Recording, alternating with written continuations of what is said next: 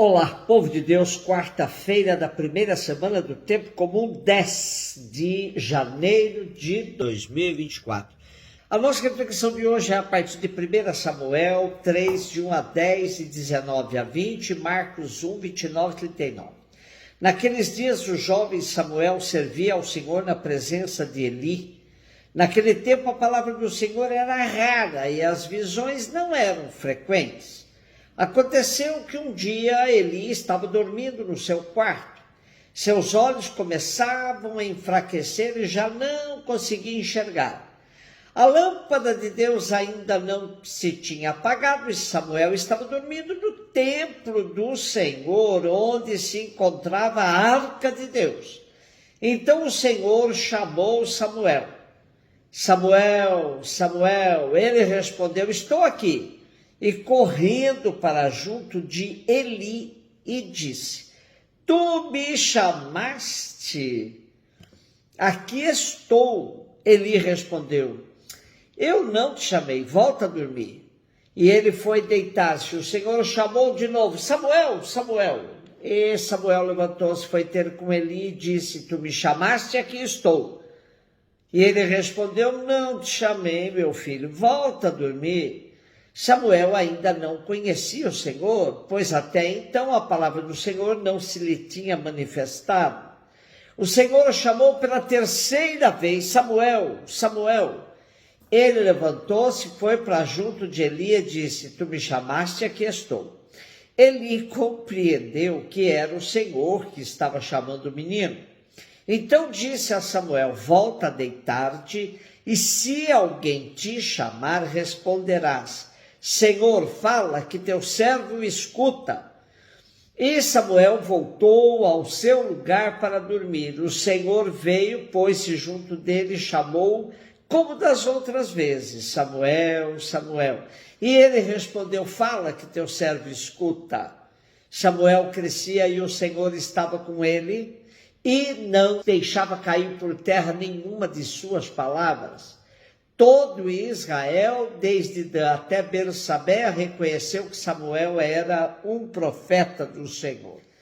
Depois da narrativa sobre seu nascimento, onde fica evidente a intervenção de Deus, pois Ana, sua mãe, era estéril e vivia no templo pedindo que Deus tivesse misericórdia com ela, Ana o oferece ao templo para o serviço do Senhor.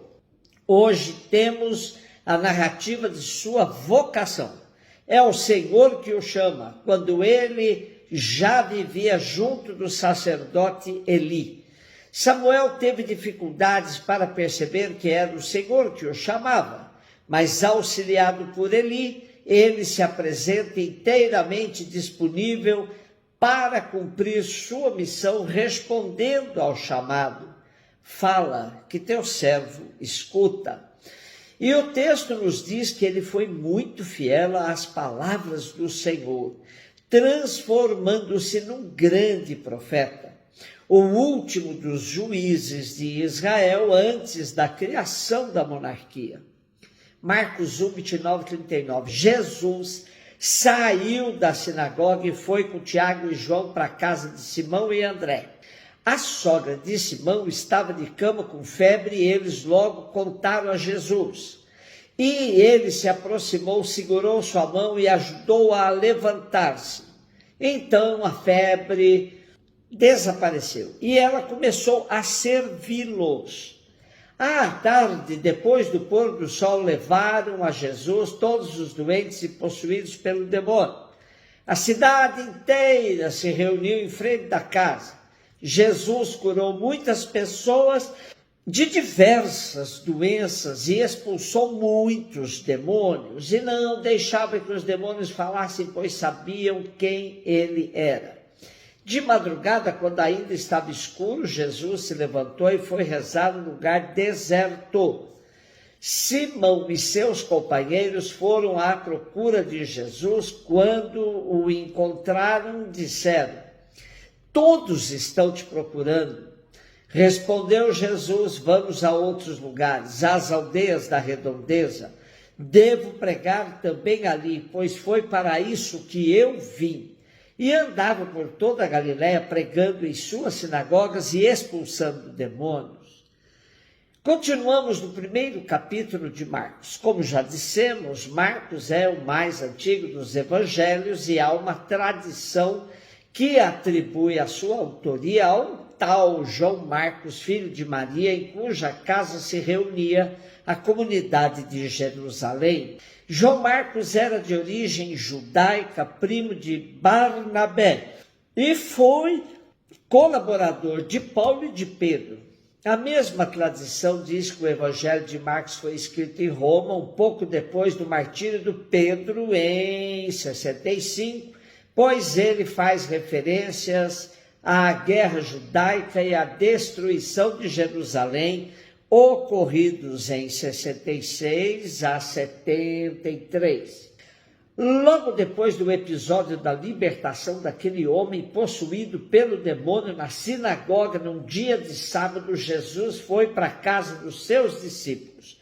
Os irmãos Simão e André, acompanhados de outra dupla de irmãos, Tiago e João. Aqui acontecerá o episódio da cura da sogra de Pedro, fato este narrado também por Mateus e Lucas. Para perceber o estilo dos três evangelistas, convido a vocês para fazerem uma comparação. Em Mateus, Jesus toca na enferma e ela se levanta e se pôs a servi-los. Em Lucas, Jesus atua como exorcista, expulsando com veemência a febre da enferma.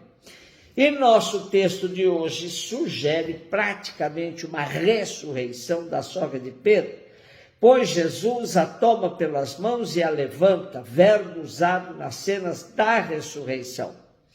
E nas três narrativas, a enferma curada se pôs a servi-los, indicando que Jesus nos cura para o serviço dos irmãos.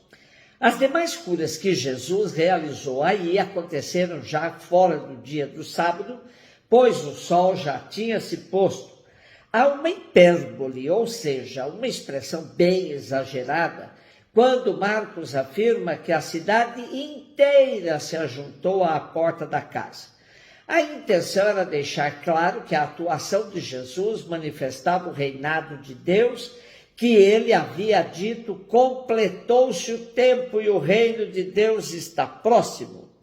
Marcos acentua também que os demônios todos conhecem quem é Jesus, a exemplo daquele acostumado na sinagoga que declarou ser Jesus o Santo de Deus.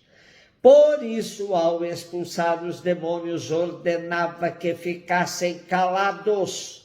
Os discípulos estavam empolgados com a atuação do Mestre Jesus e de madrugada, quando ainda estava bem escuro, e Jesus orava num lugar deserto, foram até ele para lhe dizer que todos o procuravam. Nesse momento, Jesus corrige o ufanismo dos discípulos e lhes diz: vamos a outros lugares, para as aldeias vizinhas, a fim de que lá também eu proclame a boa nova, pois foi para isso que eu vim. Jesus podia ficar e ser proclamado como profeta pelo povo que o procurava, e os discípulos começariam a receber suas primeiras glórias por serem seguidores de um verdadeiro profeta. O projeto de Jesus, porém, passava por outros caminhos bem diferentes da ostentação e da glória. Aqui está um ponto que nos ajuda a denunciar a farsa de inúmeros pastores que vivem chamando o povo para cultos onde prometem curas e milagres com hora marcada. Se seguissem mesmo o Mestre, se fossem fiéis ao Evangelho de Jesus, saberiam que essa não era a prática do homem de Nazaré. Jesus veio para fazer o bem gratuitamente e não tinha sessão com hora marcada para isso. Assim, nosso texto de hoje termina dizendo: e foi por toda a Galiléia, proclamando nas sinagogas e expulsando os demônios. Um beijo no seu coração.